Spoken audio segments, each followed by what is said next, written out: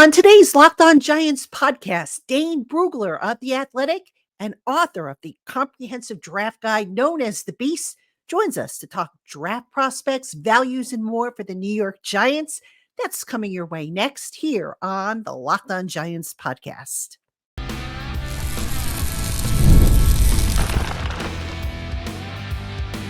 You are Locked On Giants, your daily New York Giants podcast. Part of the Locked On Podcast Network, your team every day. Today's episode is brought to you by FanDuel. Make every moment more. Right now, new customers get $150 in bonus bets guaranteed. That's $150, win or lose.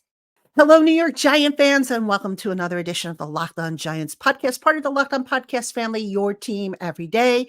I'm Patricia Traynor, your host, credential member of the New York Giants media for Locked On, as well as for Giants Country, part of the Fan Nation Network over on SI.com. And special welcome into my everydayers, my Blue Crew community members, my newcomers, and everybody in between. Thank you for spending part of your day with the Locked On Giants podcast. And as promised on today's Locked On Giants podcast, my special guest is none other than Dane Brugler. He is the author of the draft publication that is known as The Beast. You can find that over on The Athletic. It is just an absolute thorough, comprehensive draft guide. Dane puts a lot of effort into it, and I'm so delighted to have him here on the program with me. Hey, thanks for having me, and I appreciate that intro. It's the labor of love. It's a lot goes into it, and it's 18 months in the making. So it was a lot of fun this week to be able to share it with everybody, and the feedback's been awesome, and that has been really cool to see. So it doesn't matter if you're a diehard draft fan, casual draft fan. There's something in here for everybody with the background information, all the testing data.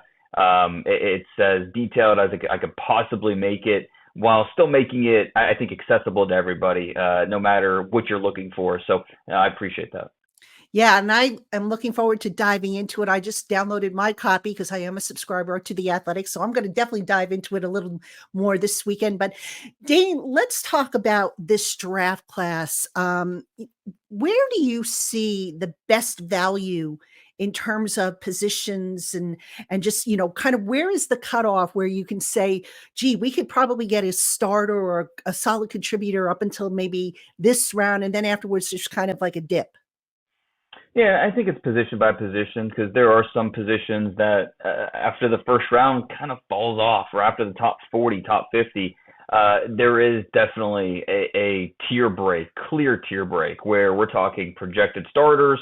All of a sudden we're going to backups and projects, that type of thing.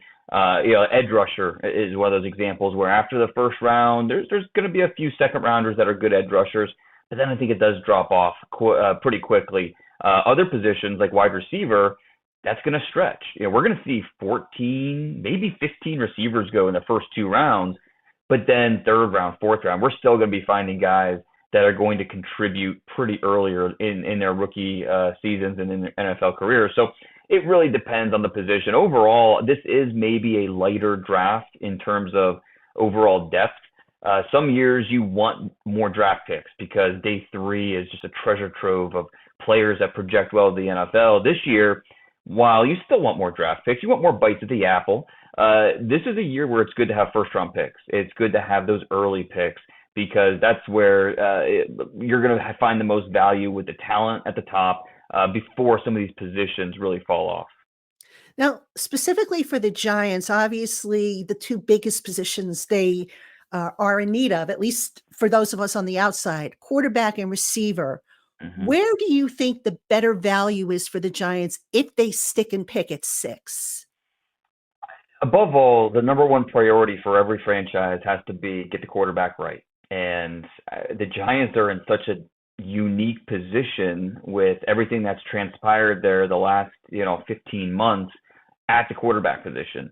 And as we know, drafting a quarterback in the first round, as much as it is a GM decision, it's really an ownership decision. And that's where with the Giants, we're just not quite sure, okay, how does the Mara family feel about Daniel Jones? We know how they feel about Daniel Jones, but would they give the coaching staff and the front office, if they really pushing to draft a quarterback, would they give them the go ahead to do so?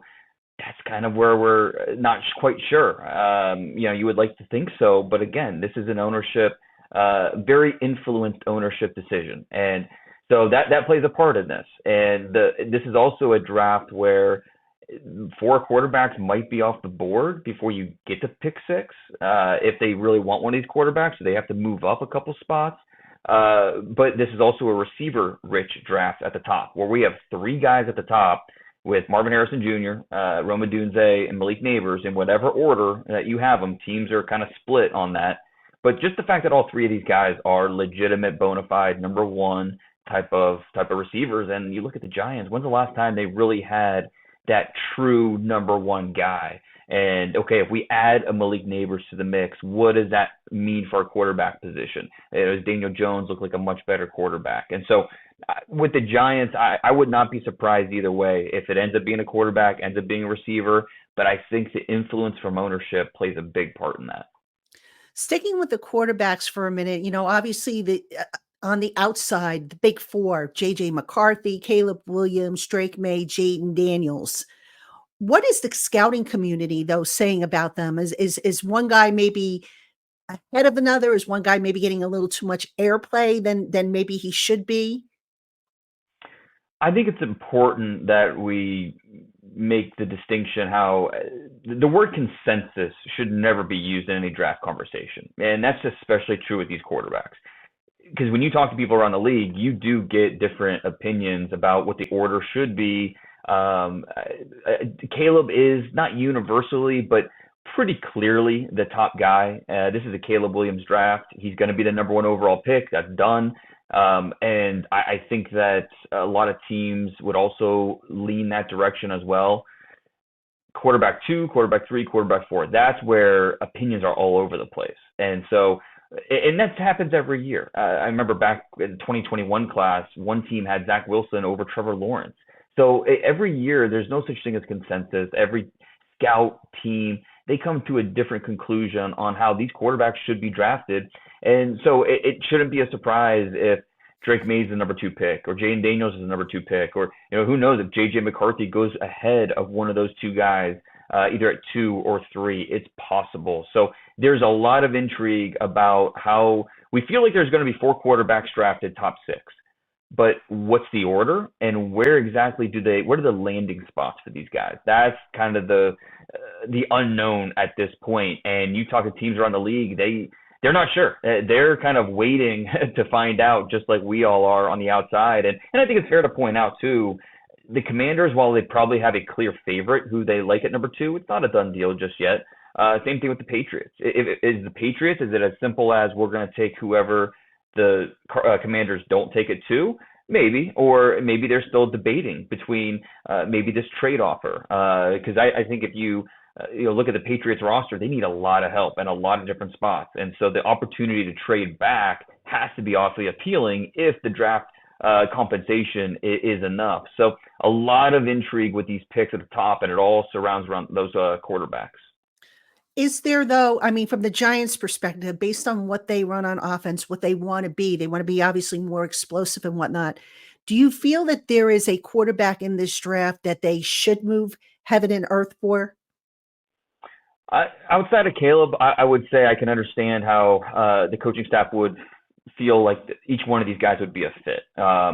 You want explosive plays? Okay, Jaden Daniels accounted for 90 plays of 20-plus yards this year. We only have the data going back 5 or 6 years. I have to imagine that's the most ever in a single season. And to put that in perspective, Joe Burrow had 87 plays of 20-plus yards his final season at LSU, that national championship winning season, Heisman winning season. But he did that in 15 games. Jaden Daniels did that in 12 games.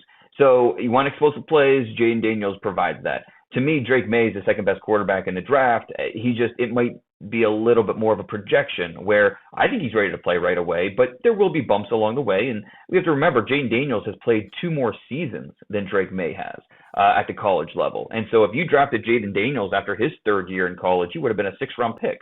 So the fact that he has a 2-year advantage, that matters as you're projecting these guys. And then J.J. McCarthy, that's the biggest leap of faith because, yeah, he does a lot of things well, but is the body of work as complete as these other quarterbacks? No, it's not. So if you're looking at JJ McCarthy, are you getting flashbacks of Daniel Jones when you're looking at this? Somewhat in some areas a little bit incomplete, but is a good athlete. You like the tools. He's really smart. The intangibles are off the charts. Are you getting Daniel Jones flashbacks? Are we going to say, look, we have a guy like this already on the roster. We're already paying him. Should we go after a JJ McCarthy who does a lot of the same things? So I think the Giants, it's not a clear yes, definitely this guy. I think there's a lot of different directions they could go when they look at these quarterbacks and how they could impact this roster. Hey, Giant fans, passion, drive, and patience. What brings home the winning trophy is also what keeps your ride or die alive. eBay Motors has everything you need to maintain your vehicle and level it up to peak performance. From superchargers, roof racks, exhaust kits, LED headlights, and more, whether you're into speed, power, or style, eBay Motors has got you covered. With over 122 million parts for your number one ride or die, you'll always find exactly what you're looking for. And with eBay's guaranteed fit, your part is guaranteed to fit your ride every time or your money back. Because with eBay Motors, you're burning rubber, not cash. And with all the parts you need at the prices you want, it's easy to turn your car into the MVP and bring home that win. So keep your ride or die alive at ebaymotors.com. Eligible items only, exclusions apply, eBay's guaranteed fit, only available to U.S. customers. What about the second tier of quarterbacks, like the Bo Nixes, the Michael Penix Jr.'s, the Spencer Rattlers? How is that group, that cluster group, kind of shaping up as far as, is there a clear leader or a guy that you think from that group might be a good fit for the Giants? And would that guy be there necessarily in the second round, or would they have to trade back into the first round to get him? That'll be the big question. We're going to see those four quarterbacks go early, and then when's that next quarterback come off the board? I don't think it's going to be in the top half of round one, but it wouldn't be surprising at all if we see a team trade up from the second into the first to get a Michael Penix, to get a Bo Nix, or maybe Denver at 12 trades back and gets their guy. I think that when you look at the Giants, those two guys, I can understand why. They look at those two and say, hey, we can plug these guys in and they can help us. The guys after that are really intriguing to me for the Giants. Spencer Rattler from South Carolina, not the biggest guy, 6'2", 210, but just a really natural thrower of the football. The mechanics are clean. He knows where to go with the football. Some of the reactions to pressure are kind of the question marks there. But Spencer Rattler has a lot of what you need to start games at the NFL level. And if you're not having to invest a first-round pick, then I can see where the Giants might say, hey, look, I know we're hedging our bets a little bit here. Let's get the stud receiver first, and then let's hedge our bets a little and get a quarterback that has starting potential and just push our quarterback that we have on the roster already and add a player like that on day two. Spencer Rattler could do that. And then Michael Pratt from Tulane. I think he's another name that needs to be in this mix. 6'2.5", 217 pounds. A four-year senior who got better every single year at Tulane. You love the touchdown interception ratio. He takes care of the football. He's an accurate player. He understands touch. He understands trajectory. He's a tough kid. There's a lot that Michael Pratt does that I think the Giants will really like as, again, an option outside the first two rounds that's not going to cost heavy draft capital, but someone they can still add to the quarterback mix that's going to help make that position as a group a little bit stronger. Now, Dane, I want to flip to the defensive side of the ball because I think, just in my opinion, the Giants are probably going to go defense heavy after they take care of quarterback and receiver. Looking at the defensive side of the ball, where is the treasure trove for this class, and where is the area that you feel is just not up to snuff as far as depth goes? Yeah, I think it depends on the position. And on day two, we're not going to, probably won't, you never say never, but probably won't see a safety off the board in the first 40 picks or so. And so, we know the Giants could be looking at safety, and who knows, with that with that second round pick, where that 47, they could have their choice of any safety they want in the draft if they want to go in that direction. We know they probably want to add defensive line depth. Day two is a really good spot for defensive line, especially on the interior. Guys, we know Byron Murphy will be gone. Johnny Newton will be gone, but Chris Jenkins from Michigan, he'll be somewhere in that second round mix. Mike Hall from Ohio State, Mason Smith from LSU, Braden Fisk from Florida State, Brendan Dorless from Oregon. Day 2 is going to be a really strong spot for those interior defensive linemen, and it's something we could see the Giants do. Corner, I think, is kind of like wide receiver, where no matter what round you're in, you're going to be able to find somebody that you might not love, but you at least like, and you think he fits the system, fits what you want to be. And so I think they can potentially wait if they want to wait on corner, but defensive line, safety, if they want to go that direction on day 2, I think they'll have plenty of options. What about day 3? Let's talk about some guys that maybe aren't getting a lot of love on the outside, but maybe are getting a lot of love from scouting, the scouting community, as far as, their talents and what they bring to the table. Yeah, and especially at corner, because there's so many of these corners. We're going to see 30, 35 corners drafted this year, and so it'll be interesting to see which corners fall to that day 3 area. Auburn's got 3 corners that are really interesting with DJ James, Nehemiah Pritchett, Jalen Simpson. All 3 of those guys are kind of in that late 3rd, early 4th round, mid 4th round mix. I think all 3 of those guys should be in the conversation for the Giants. Josh Newton from TCU. There's a lot of love for him at the beginning of the season, and he didn't quite live up to that. But even though he's not a first-round pick or second-round pick, he'd be a pretty good 4th-round pick or 5th-round pick. Has that inside-outside versatility, tough kid. So corner position makes sense if they want to go that direction. Safeties, Bo Braid from Maryland, Tyke Smith from Georgia. A couple guys that I know scouts are maybe higher on than what we're seeing them go in mock drafts. So even if they're 4th-round picks, 5th-round picks, these are guys that are going to contribute from day 1 on special teams, and they're going to compete for defensive snaps sooner rather than later.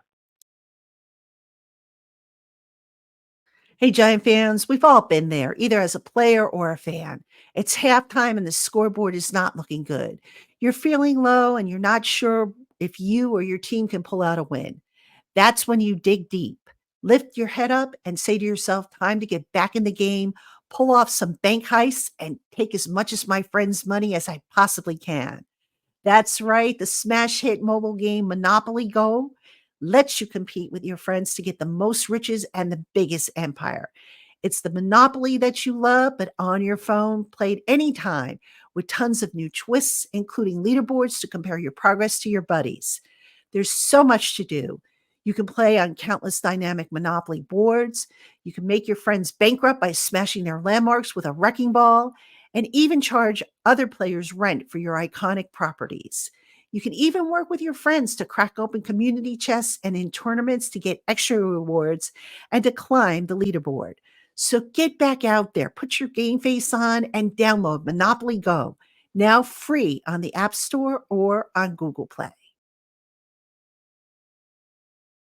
Hey, Giant fans, it's playoff time in the NBA and NHL.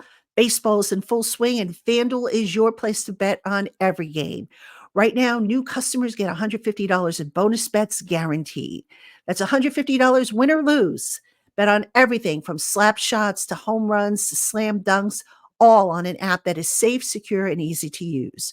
So what are you waiting for? Visit FanDuel.com/lockedon and make your first bet an automatic win. FanDuel, America's #1 sportsbook.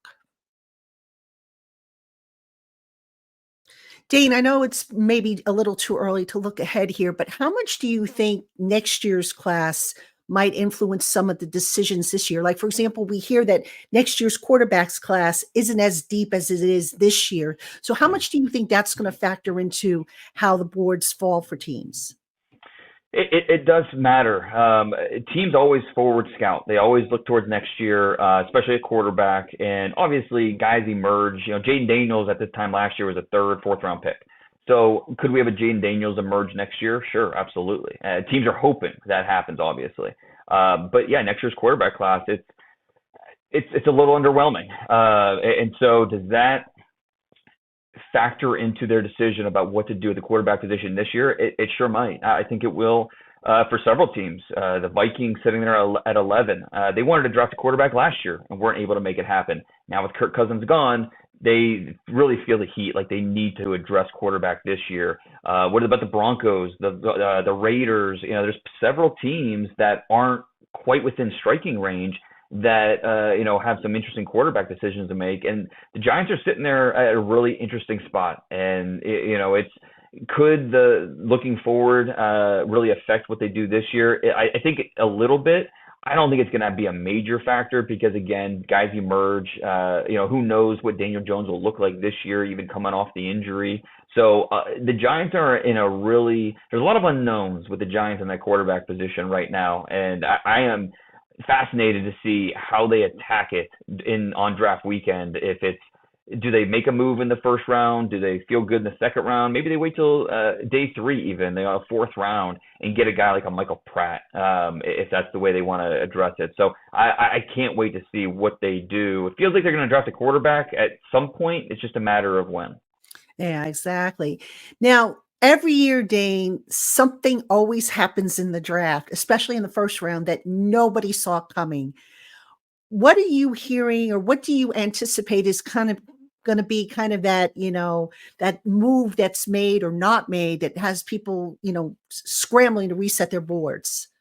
Yeah, it's a good question. I think that there's a couple points in the draft where it could really send the draft this way or the other way. Like Brock Bowers, a tight end from Georgia, is one of those guys. Not every team's on board with drafting a tight end that early, but he's clearly one of the 10 best players in this draft. So does he, the Broncos at 12, Colts at 15, does he get past those two teams? If he does, then we might see some teams start to trade up. And so there's a couple names in this draft, a couple players that are the wild cards. And we know they're going. We just don't know where and what team. And there's a lot of intrigue. Brock Bowers is definitely one of them. And then we mentioned the quarterbacks. 4 are going to go early. And then does a 5th get in there? Does a 6th get in there? And are we going to have teams trading back up where, last year, Will Levis, there were teams trying to trade back up. The Titans were trying to trade back up into the first round to get Will Levis. Weren't able to get it done. Well, they were able to get him in the second round. This year with like a Michael Penix, the Raiders, we know they want a quarterback. They can't get it done at 13. Are they going to get a little antsy and want to trade back up in the first round? So, yeah, and every year we feel good about the 27, 28 names that will be first rounders. It's that last 5, 6 names that we're kind of trying to figure out, trying to nail down. And this year is no different. Every year we have a surprise name. Who is that going to be this year? Could it be a Chris Jenkins from Michigan? Could it be a Marshawn Nealon from Western Michigan, defensive end? So, it'll be interesting to see. And that's why we love the draft, right? It's the ultimate reality show. If we knew how the 32 picks were going to play out, it wouldn't be nearly as fun. All right. Now, final question for you. I'm going to ask you to put your GM hat in here. I know you probably don't know what the Giants are thinking. I'm sure you don't know what their draft board looks like, but if for some reason, some of those top 4 quarterbacks should fall down to them at 6, and they have to choose between a quarterback and one of the top receivers. And I know that's a stretch, but let's just play along here. Yeah. Where is the best value, the smartest move for the Giants if, say, a Jaden Daniels or a Drake May is sitting there versus a Roma Dunze, a Malik Neighbors, a Marvin Harrison Jr.? Where is the best value for the Giants? If J.J. McCarthy or if Jaden Daniels or Drake May is there at 6, I'm taking the quarterback because I feel like I'm getting an upgrade. I feel like I'm helping the most important position on my roster, and I'm getting better. Now, if J.J. McCarthy is there, that's where it becomes a little more murky. I'm probably going with like Malik Neighbors at that point. Malik Neighbors, if you were in last year's draft, he would have been my number 1 overall player in last year's draft. Same thing as the year before. It just happens to be in a draft this year with Caleb Williams at the top, Marvin Harrison Jr., so he's my 3rd best player this year, but he is a legitimate game-changing type of presence on your offense. And so I'm going to take the wide receiver over J.J. McCarthy for the Giants, but if Drake May or Jaden Daniels are there, I would definitely go with the quarterback. And again, most important position on the roster, have to get that right over anything else. And the pressure is certainly on because we have seen a number of quarterbacks go in the first round only to fizzle out. So a lot of pressure on to get that decision correct. So Dane Brugler, thank you so much for joining us here on the Locked On Giants podcast. Giant fans, again, check out Dane's work. He is with The Athletic, the author of The Beast. And Dane, how many prospects did you cover? I apologize. I should know this, but it's there's NFL verified testing information for almost 2,000 players in there, scouting reports for over 400 players. Like I said, there's something in there for everybody, from the background to the analysis to the metrics to the testing information, everything to get you covered, not only for the first round, but the second round, seventh round, the PFAs. It'll be a very good resource guide for you all over draft weekend. And as well as, for undrafted free agents, and not just now, but in the future. So Giant fans, do check it out. Again, you can get it through The Athletic, where Dane is one of the lead draft contributors. For Dane Brugler, everybody, I'm Patricia Traina. Again, thank you so much for tuning into the Locked On Giants podcast, and we will catch up with you tomorrow, Giant fans.